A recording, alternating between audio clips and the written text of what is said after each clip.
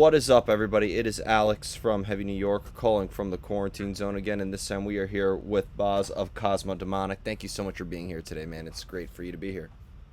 Yeah, appreciate it. Thanks for taking the time and thanks for being interested in our band. Absolutely, absolutely. It's definitely a band that definitely spawned my interest with the new album Liminal Light. I mean, to have like these elements of black metal with like psychedelic rock in a way, like what was sort of like the idea with the making of Liminal Light? Was there kind of like a preconceived idea? How did this album sort of see the light, pun intended, of day? Yeah. So this is our second full length. I think for this album, I was wanting to write more tight songs. I was, when you play heavy music, it's all about the riff, but I was also trying to really focus on like songs that had a logical progression where the chorus was obvious and that there were certain vocal hooks and things like that. Not to say I was trying to make like a commercial record, but I think I had a real strong focus on the songwriting, but I also wanted to keep the elements that were sort of in my mind signature to our sound still a big part of it.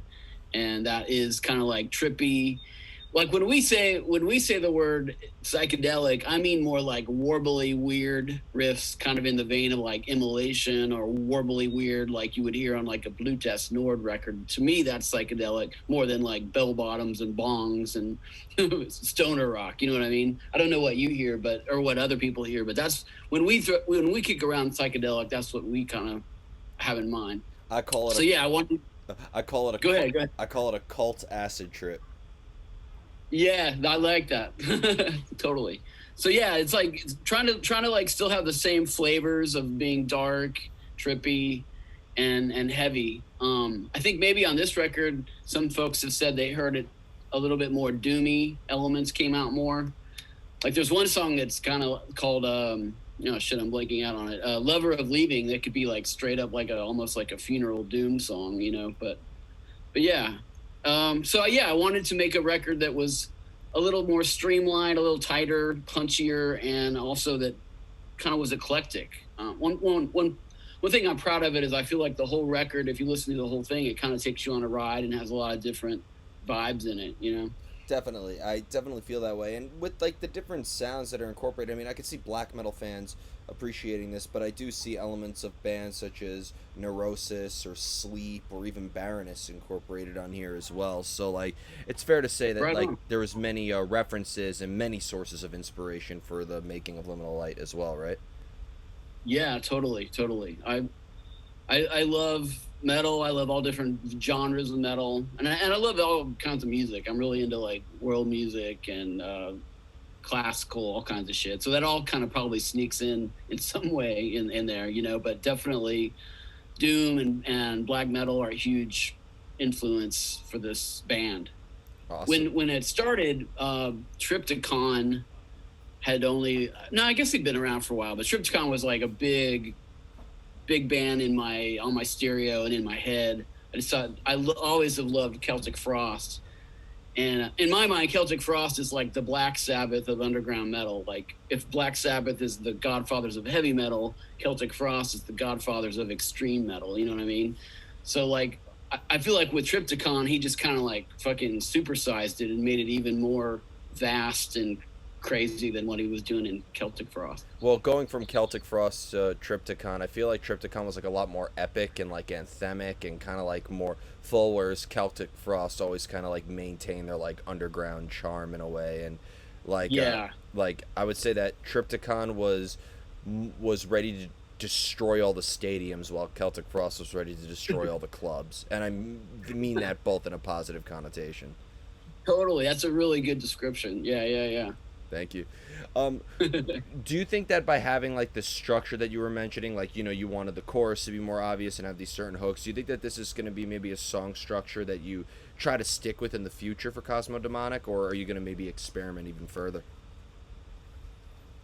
I don't know. That's a good question. We have a handful of tunes that are brand new that we're hoping to record this fall, and they're kind of in a weird way, they're kind of splitting the difference between our first album and Liminal Light. They're a little bit more raw and a little weirder maybe. Um, like there's elements of this record that are kind of hard to peg. Like there's been some of the reviews I've read, people say reminded them of Voivod or Oranzi Pizazu. And even though I don't think we are that weird or that outside the box, I was stoked to hear those comparisons because I would like to take it more into that realm. I'm glad you got compared to that because I've been trying to figure out how to pronounce that band name for like 7 years now. So thank you if that's how you say it. I love that band. Yeah, their last album was epic, but like I just could not pronounce it to save the life of me. I'm probably butchering it, but that's how I've been saying it. Everybody is. Everybody is. I can only imagine how much they hate doing interviews. Totally. Yep. Do you consider Cosmodemonic's music, because with bands that I would say that with these inspirations, like I really like, my analysis of your band is like the bridge between black metal and stoner metal in a way, like to have that sort of vibe behind it. I've compared again to Sleep, High on Fire, Lucifer. I think you guys have a lot of similarities too. But I've noticed that a lot of their music sometimes is very concept driven. Do you sort of have like a lyrical theme that can maybe dictate the direction of each song, or do you always need like a song arrangement before you could even think of any lyrics? Yeah, the way I work is I always have the riffs, pretty much the song, at least a skeleton of the song laid out before I start getting the lyrics in mind or the theme of the song in mind. I usually start with like melodies, vocal melodies, and I'll write those. The classic story about, I think it was Paul McCartney when he wrote Yesterday. Supposedly the melody was it was scrambled eggs. Oh, how I love my scrambled eggs, or something. I kind of write like that. Like I'll start with just gibberish words that align with the melody, and then later the theme and the actual lyrics come later. I guess I'm in the forefront of my mind as I'm going for the riff and the vibe, the atmosphere. Definitely. Do you like to leave the music open to interpretation, or once you do have the lyrics, you try to maybe engage the listener into a concept as much as the music itself? I mean, there's definitely a lot of themes and concepts that people can like play with, but I'm always kind of curious to like hear what people hear in it and how it responds to them lyrically, So yeah, I'm open to it both ways. Yeah, and I think that could add a lot more context and open more ideas to how you write lyrics in the future. And I mean, going from like a song like Drown and Drone to like With Majesty or something like that, or Broken Crown, it almost seems like every song had played by its own rules in a way in terms of its meaning. Yeah, definitely. I think you're spot on there. Do you find it maybe easier to come up with ideas when you're in the company of your other bandmates, or isolation being the great fuel for creativity, what it is you prefer to write more like alone when there's really not too many distractions, or be kind of more in your own realm in a way? Yeah. I've been in a lot of bands. Some bands that have like write songs out of jamming, and then some bands that are really more kind of driven by one person's riffs. And I'd say Cosmodemonic is that kind of band. Like I usually have the skeleton of a song, and then I like kick it around with the guys, and they help me, like arrange it. We're not a band that, I wish we would actually fuck around with just jamming more, but for whatever reason, that's just not been the language style that we use with this band, where we're like jamming and trying to write new stuff. And we do it sometimes, but usually that kind of material doesn't birth a song, you know what I mean? Well, what's funny is that I have that discussion with a lot of artists, and they say that like the whole jamming thing, that's the only way to write music because of it's more organic, and that's rock and roll playing in a room. But I'm starting to think that that's kind of bullshit. I mean, come on, you don't think if the Beatles had the platforms and the resources that they did back in the 60s, like I'm pretty sure there was plenty of days where they would, if they had Zoom back then, they would have loved to have written a couple songs that way. Oh yeah, totally. Yeah. I think, I don't know. I mean, the thing about jamming is it's real hit or miss. Like you're improvising. So you don't, a lot of, most of jamming is kind of filler, just fucking around. Not to say that there's nothing bad in the exercise of doing it. But having said that, to the bands that you're mentioning, sometimes you do just kind of stumble upon a really classic, cool moment that came out of a jam. Actually, now that I say that, there were a couple I don't know if you caught this, but some of the bridges and transitions in our songs kind of have like a different vibe from the rest of the song. And I can recall actually that some of those did come out of some jams that we ended up like being, oh, that's a really cool thing. Maybe we can use that as a bridge or whatever. So yeah, I shouldn't say we don't do it, but it's just not the main driver of our songwriting process. Yeah, well, I mean, if it does happen, it's 9 times out of 10 usually just happy accidents. Exactly. Right. Right. Yeah. Do you almost like look for inspiration for songwriting, or does the inspiration predominantly come to you? I don't look for it, but I definitely know, I don't know what's going on. There's times when I'm feeling more inspired and I play and like, I'll just crank out cool riffs. And then other times I'm playing and I'm like, God, I can't write a riff to save my life. So it kind of ebbs and flows with the weather. I don't know what the commonality is. I think being inspired does help. Like if there's a new album I'm really liking or something that in my life has got me like it really inspired musically, then that is a connection point where then I will tend to write more material that ends up turning into a song, material I like. Yeah. When being that you mentioned you played in other bands before, is the mind frame of creativity different depending on what project you're playing with, or is there maybe a usual method behind the madness that applies to everything? Yeah, I definitely think it's a lot about the chemistry of the people you're playing with, for sure.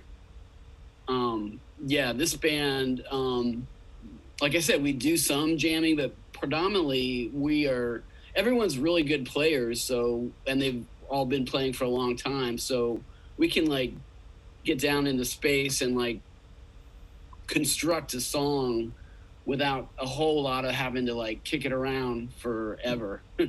Actually, I'm contradicting myself because some of the songs on Liminal Light did take forever because they kept taking different forms. And like I remember some of the demos we recorded for Liminal Light, there was a couple songs that were totally different than the way they ended up coming out on the album. So I guess there's no hard, fast rule. Every song is kind of different. Every band is kind of different. Do you sometimes like play with one band and by accident you come up with an idea to incorporate in another project, or do you try to keep everything as separate as possible?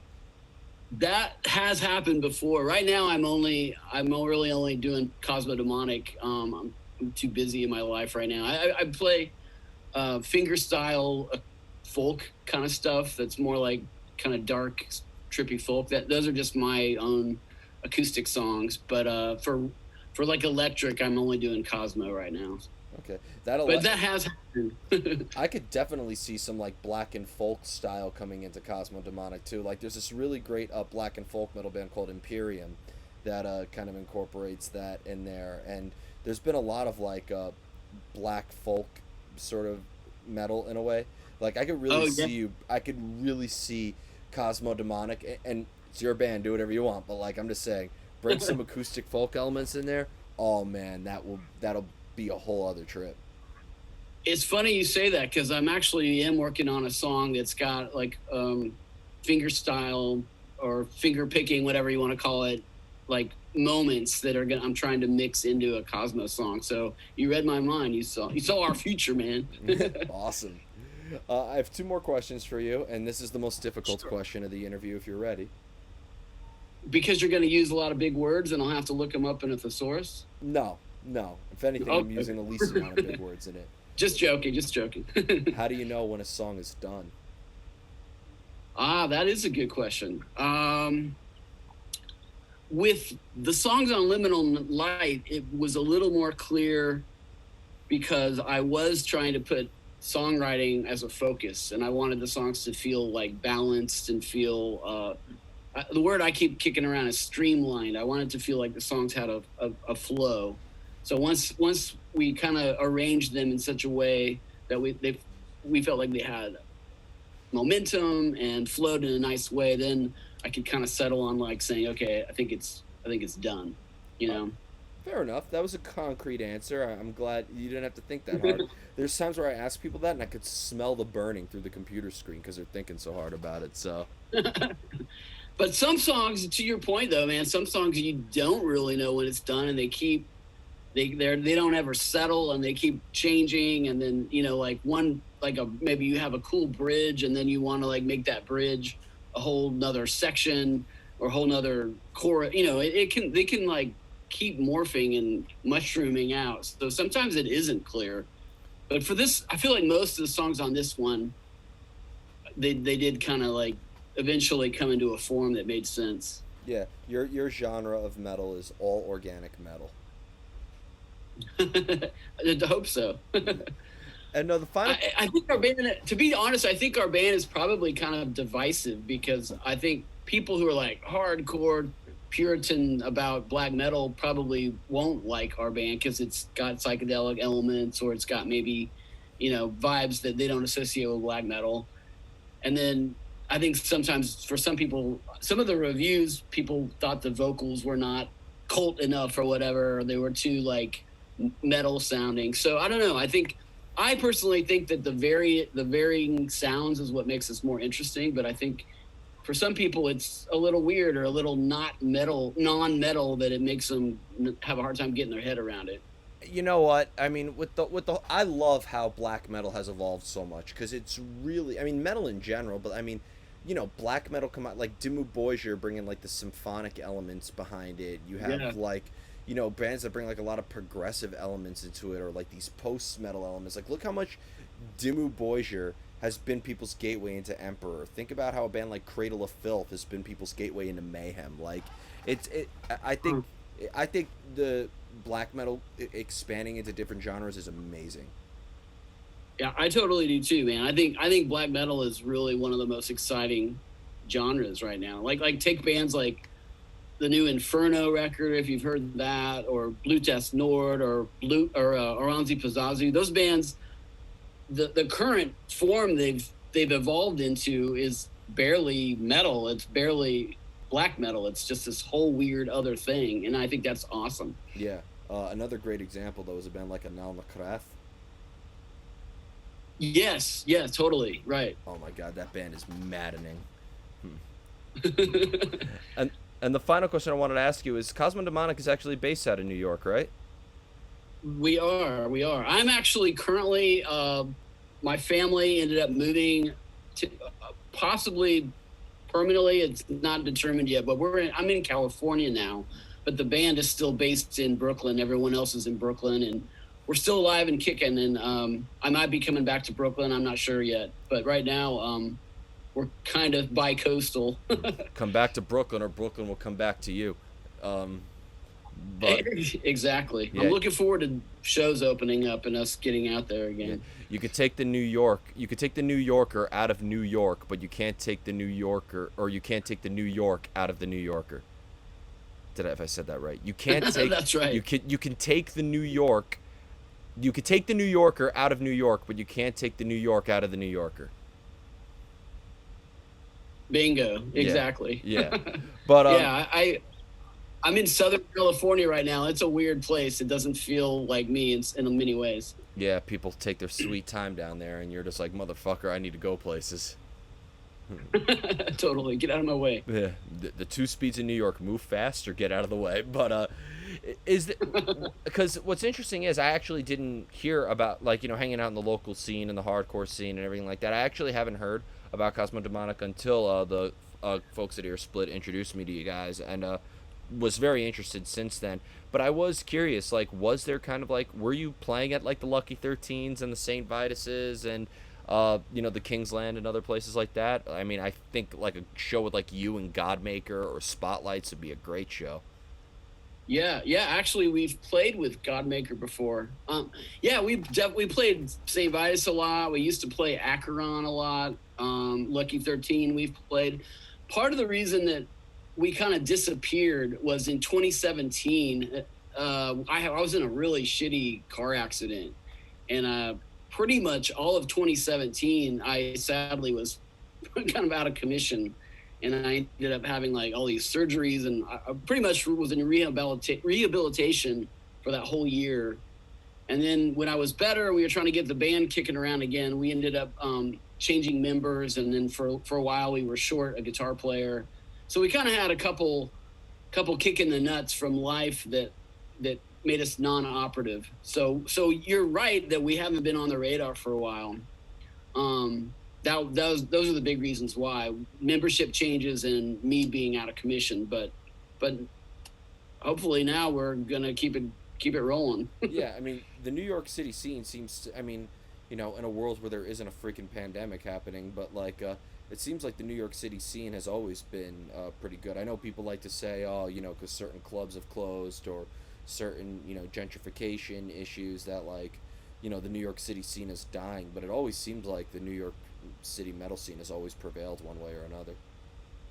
I agree. I think it's a great scene, and I don't know. I'm a little nervous to see what it's going to look like on the other side of COVID when shit's kind of coming back to normal. I hope a lot of clubs don't end up closing shop, but it's always there's people out there that love heavy music, and it's gonna reinvent itself somewhat one way or another. There's a lot of empty storefronts now to make DIY venues. There's a lot of empty storefronts for a roof, and there's a lot of pallets all over the streets for a DIY stage. So we could make it Totally. happen. Right. I know it's sad, man. Last time I was in Manhattan driving around, I was like, this is depressing. So much shit had closed. Yeah, but we'll be back. New York always does. So before we go, I want to thank you so much for your time today and for such a great discussion. Is there just anything else that you would like to promote with the release of Liminal Light? Like, obviously, when this virus that shall not be named is finally behind us, will we be seeing Kosmodemonic out on the road? I hope so. Yeah, I would love in my dream world. I would hope that we could like get invited to play some festivals, and I want to do some live shows again in 2022. And yeah, I would encourage anyone that likes Cosmodemonic to check out the label we're on called Transylvanian Recordings. They're based out of Oakland and ran by a just super stellar, cool dude named James with great taste. He's like an excellent curator. He's really got his finger on the pulse of awesome, eclectic underground metal. He's got really sick death metal bands, black metal, doom, stoner, all kinds of shit. But I gotta say, everything he has been releasing is really top shelf. So check that label out. Awesome. You have a great team of people working behind you with them and Earsplit. So Yeah, I agree, man. And shout out to Earsplit. Great, Dave is great, and Liz is awesome, and they do a hell of a job. yeah, and have so many great underground bands. Like it's you just get lost. It's unreal how many fucking bands there are, man. It really is. Yeah, it's like they have more bands than people. Totally. Yeah. But thank you so much, everybody. Cosmodemonic out now. Be sure to check out Liminal Light. This is Alex from Heavy New York, and we will see you next time.